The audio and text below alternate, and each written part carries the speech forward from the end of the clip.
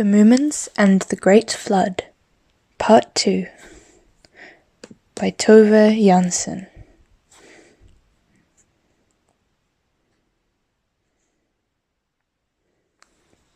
And then they took the switchback railway through the whole mountain at a dizzying speed. When they came out on the other side, they were quite dizzy and sat on the ground for a long time, recovering. Then they looked around them. Before them lay the sea, glittering in the sunshine. "I want to go for a bathe," cried Moomin Troll, for he now felt quite all right again. "Me too," said the small creature, and they ran out into the sun's beam on the water. Tulipa tied her hair up so it would not go out, and then she followed them and stepped in very cautiously. "Phew! It's so cold," she said. "Don't stay in too long," called Moomin Mamma, and then she lay down to sun herself, for she was still quite tired. All at once, an ant-lion came strolling across the sand. He looked very cross and said, "This is my beach. You must go away." "We certainly shan't," said Moomin Mamma. "So there." Then the ant-lion began to kick sand in her eyes. He kicked and scratched until she could not see a thing. Closer and closer he came, and suddenly he began to dig himself into the sand, making the hole deeper and deeper around him. At last only his eyes could be seen at the bottom of the hole, and all the while he continued to throw sand at Moomin Mamma. She had begun to slide down into the hole, and was trying desperately to climb up again. "Help, help!" she cried, spitting sand. "Rescue me!" Moomin Troll heard her and came rushing up out of the water. He managed to catch hold of her ears and pulled out, struggling with all his might while he shouted rude names at the ant-lion. The small creature and Tulipa came and helped too, and then, at last, they managed to haul Moomin Mamma over the edge, and she was rescued. The ant-lion continued to dig himself in out of pure annoyance, and no one knows if he ever found the way up out again. It was a long while until they got the sand out of their eyes and managed to calm down a little. But by then they had lost all their desire to bathe, and instead went on their way along the seashore in order to look for a boat. The sun was already going down, and behind the horizon threatened black clouds, which were gathering. It looked as though there was going to be a storm. Suddenly they caught sight of something moving further along the shore. It was a mass of small, pale creatures pushing a sailboat out. Moomin Mamma looked at them for a long time, and then she called loudly, "Those are the wanderers! Those are the Hattifatners!" and began to run down towards them as fast as she was able. When Moomin Troll, the small creature, and Tulipa got there, Moomin Mamma was standing in the midst of the Hattifatners, who only came up to her waist, talking and asking questions and waving her arms and very excited. She asked over and over again if they really had not seen Moomin Papa, but the Hattifatners only looked at her for a moment with their round, colourless eyes, and then went on pulling the boat towards the water. "Oh dear!" Moomin Mamma exclaimed. "I was in such a hurry that I forgot that they can't speak or hear anything." And she drew a handsome Moomin Troll in the sand, with a big question mark after him. But the Hattifatners did not care about her at all, as they had got the boat down into the sea and were busy hoisting the sails. It is also possible that they did not understand what she meant, for Hattifatners are quite stupid. The black bank of cloud had now risen higher, and waves were beginning to move on the sea. "There's nothing for it, we shall have to go with them," said Moomin Mamma at last. "The shore looks gloomy and deserted, and I don't feel like meeting another ant-lion. Jump into the boat, children." "Well, it's not on my head," mumbled the small creature, but he climbed on board after the others all the same. The boat steered out to the sea, with a Hattifatner at the helm. The sky grew darker and darker all around, and the tops of the waves had white foam on them, and far away thunder was rumbling. As it fluttered in gale, Tulipa's hair glowed with a very faint light. "Now I'm frightened again," said the small creature. "I'm almost beginning to wish I hadn't come with you." "Pooh," said Moomin Troll. But then he lost the desire to say any more and crept down beside his mother. Now and then came a wave that was bigger than all the others and splashed in to the prow. The boat sailed on with stretched sails at a furious speed. Sometimes they saw a mermaid dance by on the crest of the waves. Sometimes they glimpsed a whole flock of little sea trolls. The thunder rumbled louder and the lightning ran crisscross over the sky. "Now I'm seasick too," said the small creature, and then he was sick while Moomin Mama held his head. The sun had set long ago, but in the gleam of the lightning they noticed a sea troll that kept trying to keep abreast of the boat. "Hello there!" cried Moomin Troll through the storm, to show that he was not afraid. "Hello, hello," said the sea troll. "You look as though you might be a relation." "That would be nice," cried Moomin Troll politely, but he thought it was probably a very distant relation, because Moomin Trolls are a much different species than sea trolls. "Jump in the boat," Tulipa called to the sea troll. "Otherwise you'll be left behind." The sea troll took a leap over the edge of the boat and shook the water off himself like a dog. "Grand weather," he said. "Where are you bound for?" "Anywhere as long as we can go ashore," groaned the small creature, who was quite green in the face with the seasickness. "In that case, I'd better take the helm for a bit," said the sea troll. "If you keep to this course, you'll go straight out to sea."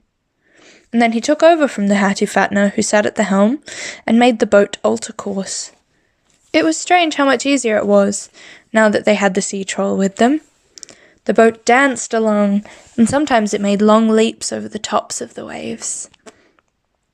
The small creature began to look more cheerful, and Moomin Troll shouted with delight.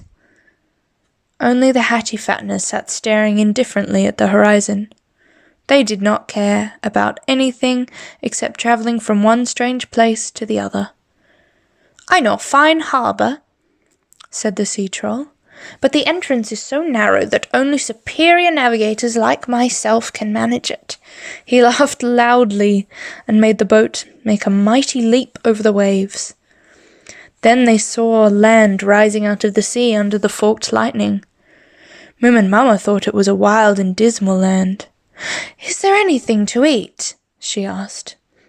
"There's anything you like," said the sea troll. "Hold on now, for we're going to sail right into the harbour now."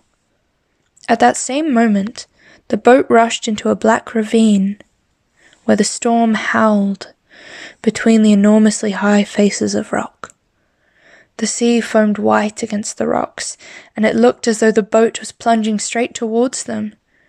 But it flew light as a bird into a large harbour, where the transparent water was calm and green as in a lagoon. "Thank goodness," said Moomin Mama, for she had not really trusted the sea troll. "It certainly looks nice here." "It depends how you judge it," said the sea troll. "I suppose I like it more when a storm is raging. I'd best be off out there again before the waves get smaller." And then he somersaulted down into the sea and he was gone. When the Hattie-fatteners saw an unknown land before them, they livened up. Some began to furl the slack sails, and others put on the oars and rowed eagerly towards the flowering green shore. The boat put in at a meadow that was full of wild flowers, and Moomin Troll jumped ashore with the mooring rope. "Now bow and thank the Hattie-fatteners for the voyage," said Moomin Mama. And Moomin Troll made a deep bow, and the small creature wagged his tail gratefully. "Thank you very much," said Moomin Mama and Tulipa, and they curtsied down to the ground. But when they all looked up again, the Hattie-fatteners had gone on their way. "I expect they made themselves invisible," said the small creature. "Funny folk." Then all four of them went in among the flowers. The sun was rising now, and there was a glittering and gleaming in the dew. "I should like to live here," said Tulipa. "These flowers are even more beautiful than my old tulip. Besides, my hair never really matched it properly." "Look! A house made of real gold!" shouted the small creature suddenly, pointing. In the middle of the meadow stood a tower with the sun reflecting itself in its long rows of windows. The top story was made entirely of glass, and the sunlight gleamed in it like burning red gold. "I wonder who lives there," said Moomin Mamma. "Perhaps it's too early to wake them." "But I'm so horribly hungry," said Moomin Troll. "Me too," said the small creature and Tulippa, and then they all looked at Moomin Mamma. "Well, all right then," she said, and they went up to the tower and knocked on the door. After a little while, a hatch in the door opened, and a boy with completely red hair looked out. "Have you been shipwrecked?" he asked. "Almost," said Moomin Mamma, "but we're quite certainly hungry." Then the boy opened the door wide and invited them to come in. But when he caught sight of Tulippa, he made a deep bow, for he had never seen such beautiful blue hair before, and Tulippa curtsied just as deep, for she thought his red hair was quite charming. Then they all followed him up the spiral staircase, all the way to the top story made of glass, where they could see out over the sea in all directions. In the midst of the tower room was a table, on which there was an enormous steaming sea pudding. "Is it really for us?" asked Moomin Mamma. "Of course," said the boy. "I keep lookout here when there's a storm out at sea, and all who escape into my harbour are invited to sea pudding. That's how it's always been." Then they sat round the table, and after a very short while, the whole basin was empty. The small creature, who sometimes did not have very good manners, took the bowl with him under the table and licked it completely clean. "Thank you very, very much," said Moomin Mamma. "You must have invited a lot of people up here for sea pudding, I should think." "Oh, yes," said the boy. "People from every corner of the world. Snuffkins, sea ghosts, little creeps and big folk, snorks and hemulans, and the odd anglerfish too." "I suppose you haven't seen any Moomins by any chance?" asked Moomin Mamma, and she was so excited that her voice quivered. "Yes, one," said the boy. "That was after the cyclone last Monday." "I wonder if that could have been Papa," cried Moomin Troll. "Did he keep putting his tail in his pocket?" "Yes, he did actually," said the boy. "I remember it quite particularly, because it looked so funny." Then Moomin Troll and his mother were so happy that they fell into each other's arms, and the small creature jumped up and down and cried, "Hurrah!" "Where did he go?" asked Moomin Mamma. "Did he say anything in particular? Where is he? How was he?" "Fine," said the boy. "He took the roads to the south." "Then we must go after him at once," said Moomin Mamma. "Perhaps we'll catch up with him. Hurry, children, where's my handbag?" And then she rushed down the spiral staircase so fast they could scarcely follow her. "Wait!" cried the boy. "Wait a bit." He caught up with them in the doorway. "You must forgive us for not saying goodbye properly," said Moomin Mamma, who was hopping with impatience. "But you see—" "It's not that," said the boy. "Fair Tulippa, I don't suppose you would like to stay with me, would you?" "Oh, yes," replied Tulippa at once, and looked very happy. "All the time I was sitting up there, I was thinking how well my hair might shine for seafarers in your glass tower, and I'm very good at making sea pudding." But then she became a little anxious and looked at Moomin Mamma. Of course I would terribly like to help you look as well," she said. "Oh, we'll manage, I expect," said Moomin Mamma. "We'll send you both a letter and tell you what happened." Then they all hugged one another goodbye, and Moomin Troll went on his way southwards with his mother and the small creature. All day they walked through the flowering landscape, which Moomin Troll would have liked to explore on his own, but his mother was in a hurry and would not let him stop. "Have you ever seen such funny trees?" asked the small creature. "They've got such terribly long trunks and then a little puff on top. I think they look silly." "It's you who's silly," said Moomin Mamma, who was nervous. "Actually, they're palm trees and they always look like that." "By means," said the small creature, and was offended. It had become very hot late in the afternoon. Everywhere the plants drooped, and the sun shone down with a dismal red light. Even though Moomins are very fond of warmth, they felt quite limp and would have liked to rest under one of the large cactuses that grew everywhere. But Moomin Mamma would not stop until they had found some trace of Moomin Troll's papa. They continued on their way, even though it was already beginning to get dark, always straight southward. Suddenly the small creature stopped and listened. "What's that pattering behind us?" he asked. And now they could hear a whispering and a rustling among the leaves. "It's only the rain," said Moomin Mamma. "All the same, we must crawl in under the cactuses." All night it rained, and in the morning it was simply pouring down in bucketfuls. When they looked out, everything was grey and melancholy. "It's no good, we must go on," said Moomin Mamma. "But here is something for you which I've been saving until it was really needed." And then she produced a large bar of chocolate from her handbag. She had taken it with her from the old gentleman's wonderful garden. She split it in two and gave them each a piece. "Aren't you going to have some?" asked Moomin Troll. "No," said his mother. "I don't like chocolate." Then they walked on in the pouring rain all that day and all the next day too.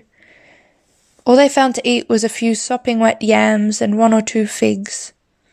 On the third day it rained even harder than ever, and each little rivulet had become a foaming torrent. It became more and more difficult to make any progress. The water rose ceaselessly, and at last they had to climb up onto a small rock so as not to be snatched away by the current. There they sat, watching the rushing eddies come closer and closer to them, and feeling that they were catching cold. Floating around everywhere were furniture and houses and big trees that the flood had carried with it. "I think I want to go home," said the small creature, but no one listened to him. The others had caught sight of something strange that was dancing and whirling towards them in the water. "They've been shipwrecked," cried Moomin Troll, who had sharp eyes. "A whole family! Mamma, we must rescue them." The thing that was lurching towards them was an upholstered armchair. Sometimes it got caught in the treetops that stuck up out of the water, but was pulled free by the current and went drifting on. In the chair sat a wet cat, with 5 equally wet kittens around her. "Poor mother!" cried Moomin Mamma, and she jumped out into the water all the way up to her waist. "Hold on to me, and I'll try to catch them with my tail." Moomin Troll took a steady hold of his mother, and the small creature was so excited that it did not manage to do anything at all. Now the armchair was eddying by. Moomin Mamma tied her tail lightning fast in a half-hitch round one of the armrests, and then she pulled. "Heave-ho!" she cried. "Heave-ho!" cried Moomin Troll. "Hey, hey!" squeaked the small creature. "Don't let go!" Slowly the chair swayed in towards the rock, and then a helpful wave came and guided it up onto the land. The cat picked up her kittens by the scruff of their necks, and one by one put them in a row to dry. "Thank you for your kind help," she said. "This is the worst scrape I've ever been in, by all the cats in hell." And then she began to lick her children. "I think the weather's clearing up," said the small creature, who wanted to make them think about something else. He was embarrassed because he'd not managed to help in the rescue. And it was true. The clouds were moving apart, and one shaft of sunlight flew straight down, and then another, and all of a sudden the sun was shining over the enormous steaming surface of the water. "Hurrah!" cried Moomin Troll. "Now everything will be all right, you'll see." A small breeze arose and chased the clouds away and shook the treetops that were heavy with rain. The agitated water calmed down. Somewhere a bird began to chirp, and the cats purred in the sunshine. "Now we can go on," said Moomin Mamma firmly. "We don't have time to wait until the water sinks away. Get up into the armchair, children, and then I'll push it out into the lake." "I think I'll stay here," said the cat, and yawned. One should never get involved in needless fuss. When the ground is dry, I'll walk home again." And her 5 kittens, who had recovered in the sunshine, sat up and yawned again too. The Moomin Mama, she pushed the armchair out from the shore. "Go carefully," cried the small creature. He was sitting on the backrest and looking around, for it had occurred to him that they might find something valuable floating in the water after the flood. For example, a casket full of jewels. Why not? He kept a sharp watch, and when he suddenly saw something gleam in the water, he shouted loudly with excitement. "Go that way!" he cried. "There's something shining over there." "We haven't got time to fish up everything that's floating around," said Moomin Mama, but she paddled that way all the same, because she was a nice mama. "It's just an old bottle," said the small creature, disappointed, when he hauled it up with his tail. "And no nice sweet drink in it either," said Moomin Troll. "But don't you see?" said his mother seriously. "It's something very interesting. It's a message in a bottle. There's a letter inside." And then she took a corkscrew out of her handbag and uncorked the bottle. With trembling hands, she spread out the letter on her knee and read aloud, "Dear Finder, please do what you can to rescue me. My beautiful house has been swept away by the flood, and now I am sitting hungry and cold in a tree while the water rises higher and higher. An unhappy Moomin." "Lonely and hungry and cold," said Moomin Mama, and she cried. "Oh, my poor dear Moomin Troll, your father probably drowned long ago." "Don't cry," said Moomin Troll. "He may be sitting in a tree somewhere very close. After all, the water is subsiding as fast as can be." And so it was. Here and there, hillocks and fences and roofs were already sticking up above the surface of the water. And now the birds were singing at the tops of their voices. The armchair bobbed slowly along toward a hill where a lot of people were running about, pulling their belongings out of the water. "Why, there's my armchair!" cried a big Hemulin who was gathering his dining room furniture together on the shore. "What do you think you're doing sailing around in my armchair?" "And a rotten boat it made too," said Moomin Mama crossly, and she stepped ashore. "I wouldn't have it for anything in the world." "Don't annoy him," whispered the small creature. "He may bite." "Rubbish," said Moomin Mama. "Come along now, children." And on they walked along the shore, while the Hemulin examined the wet stuffing in his chair. "Look," said Moomin Troll, pointing to a marabou stork who was walking around scolding to himself. "I wonder what he's lost. He looks even angrier than the Hemulin."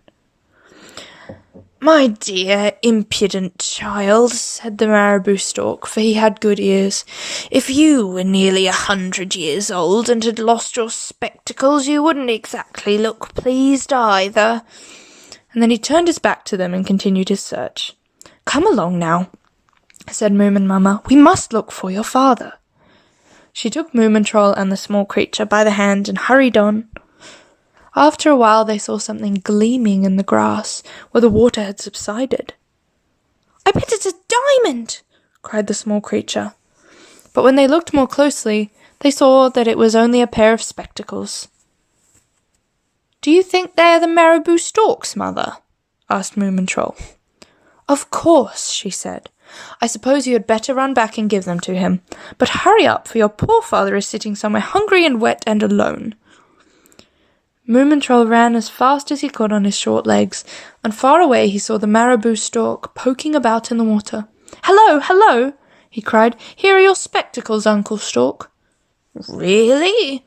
said the marabou stork, very pleased. "Perhaps you are not such an impossible little child after all." And then he put on his spectacles and turned his head this way and that. "I'm afraid I must go on at once," said Moomin Troll. "You see, we're out looking too." Well, I see, said the marabou stork in a friendly voice. "What are you looking for?" "My father," said Moomin Troll. "He's up a tree somewhere." The The marabou stork thought for a long time.